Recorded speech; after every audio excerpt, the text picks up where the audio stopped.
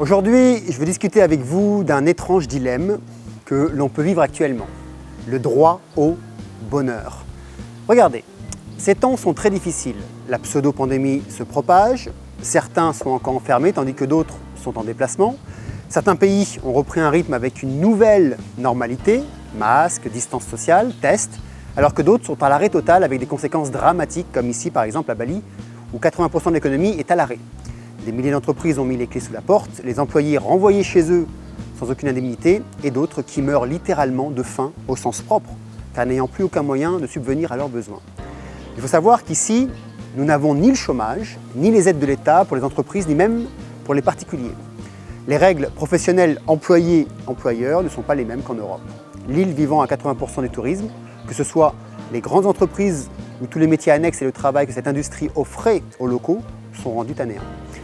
Bali, si vous voulez, est devenue une île vide pour le plaisir des déplacements sans embouteillage, d'un ciel bleu, sans pollution, mais malgré ça, d'un taux de mortalité et de pauvreté qui dépasse tout entendement et qui ne s'arrêtera pas de sitôt. Au milieu de tout ça, dans le reste du monde, la lutte pour la justice sociale continue. Le paysage politique et économique continue de changer. Je vous avais dit dans une autre de mes vidéos que rien ne serait jamais comme avant. Ici, à Bali, nous parlons de New Normal, c'est-à-dire une nouvelle normalité. Ici, en Indonésie, les politiciens s'expriment d'ailleurs ainsi. Vous devez apprendre à vivre aux côtés du coronavirus de la même manière que vous vivez avec votre femme ou avec votre mari, côte à côte pour le reste de votre vie.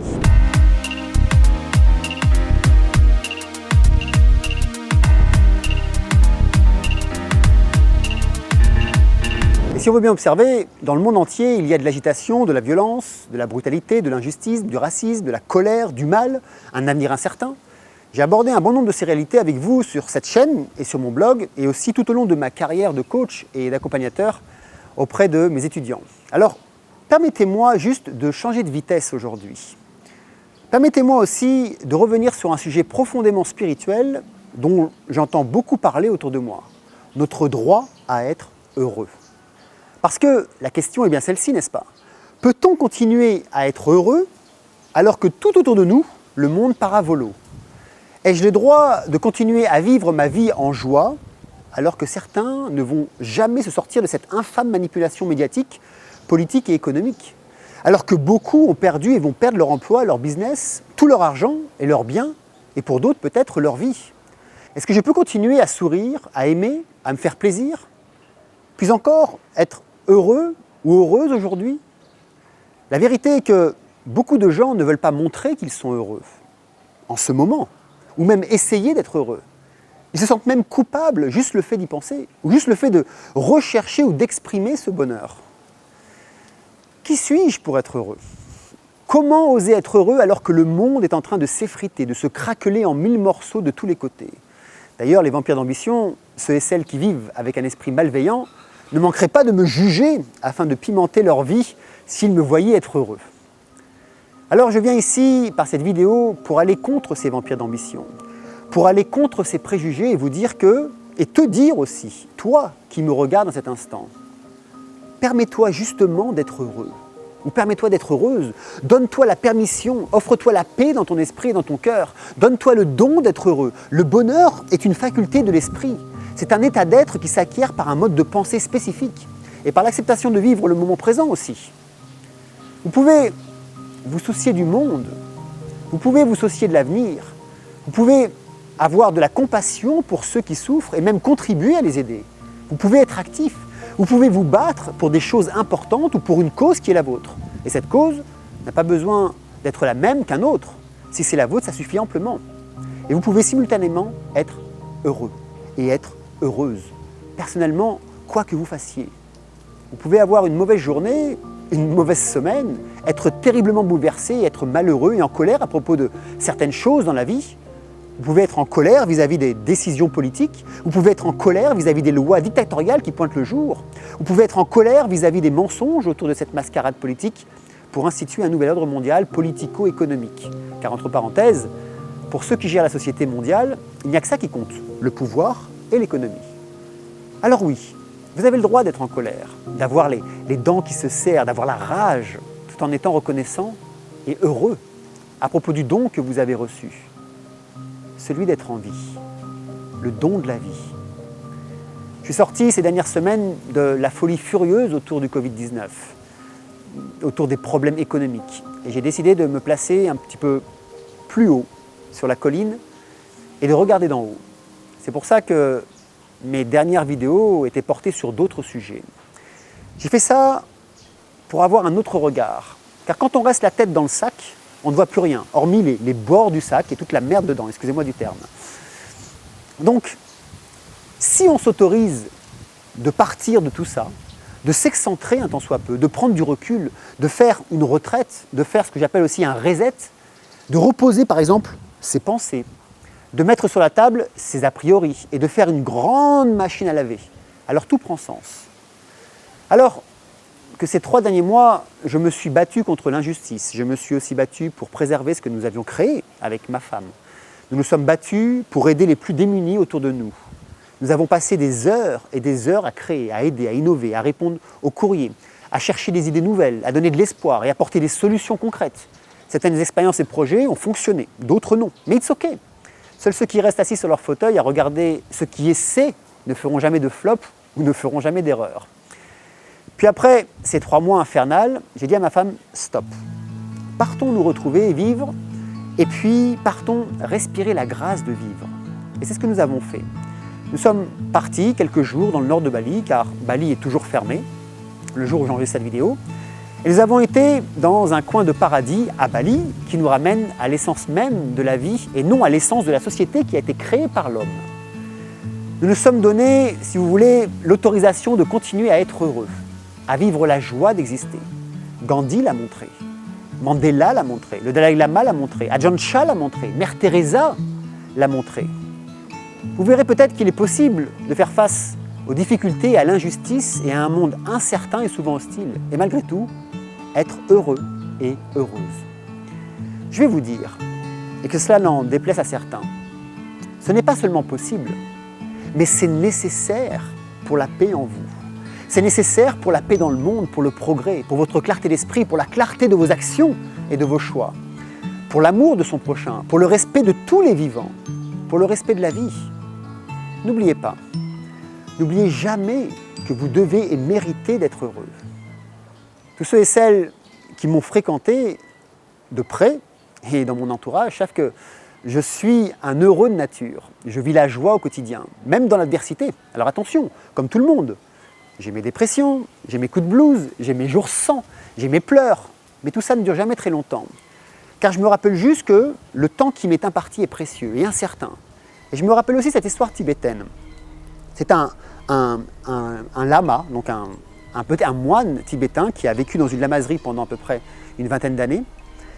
Et puis son maître lui dit, écoute, maintenant il est temps que tu ailles vivre à l'extérieur. Et là, le petit moine de 20 ans dit, non, je ne veux pas aller, je veux rester avec vous, maître, c'est ici, j'ai grandi toute ma vie ici, depuis ma naissance jusqu'à maintenant, je veux rester dans cette lamaserie. Et donc son maître lui dit, non, tu dois aller vivre la vie à l'extérieur. Et là, le petit moine dit ok, et il demande, est-ce que tu peux me donner un dernier conseil avant de partir? Et son maître lui donne une bague et lui dit, écoute, je te donne cette bague, et le jour où tu ne pourras plus réfléchir par toi-même ou prendre une décision par toi-même, alors tu la prendras et tu regarderas ce qu'il y a dedans, mais pas avant. Et puis voilà que le lama s'en va, enfin le petit moine s'en va, et puis il va commencer à vivre la vie. Et puis il oublie les préceptes spirituels, philosophiques, et il commence à prendre plaisir à la vie.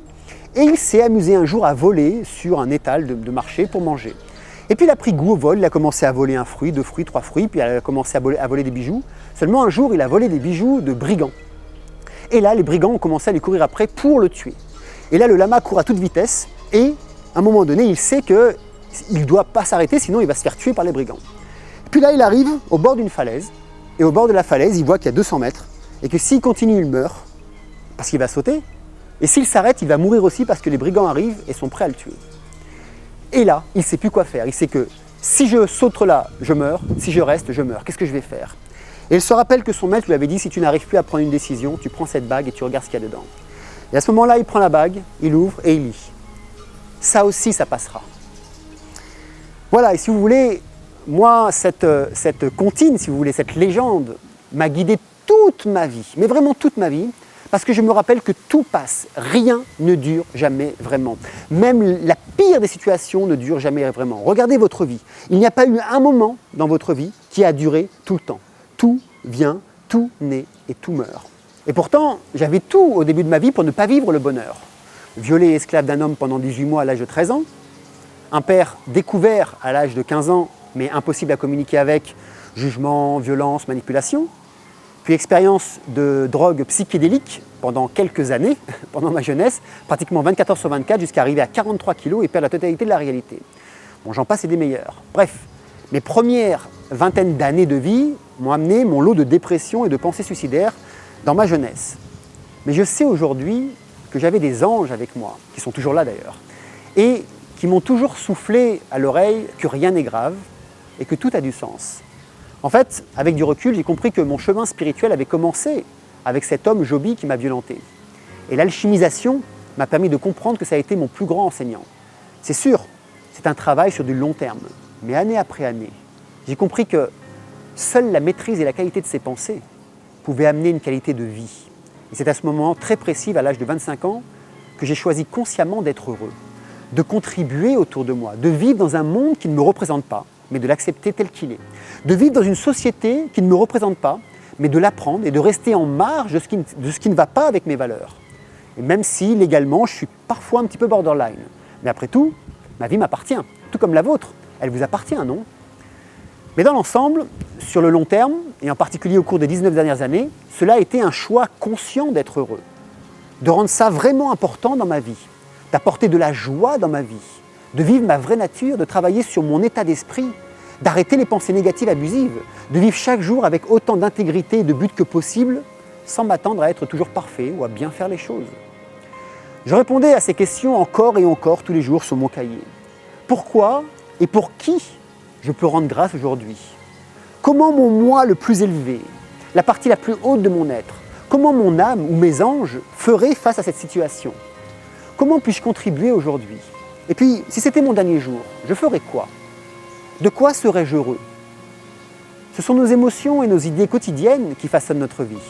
Et nos émotions peuvent être choisies et façonnées en se posant les bonnes questions, en communiquant avec les bonnes personnes et en s'autorisant à être heureux, c'est-à-dire s'autoriser à vivre.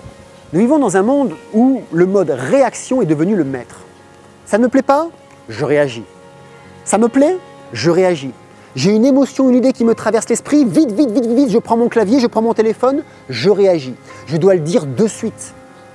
Nous pouvons choisir de ne pas être réactifs ou cyniques, ni même facilement offensés ou blessés, non pas parce que les choses sont mauvaises ou bonnes, mais parce que 50 ans de sciences psychologiques, sociologiques et de neurosciences aujourd'hui suggèrent qu'il existe des émotions plus efficaces et plus productives qui nous aident à mieux faire face, à nous sentir mieux, à aimer mieux, à donner mieux.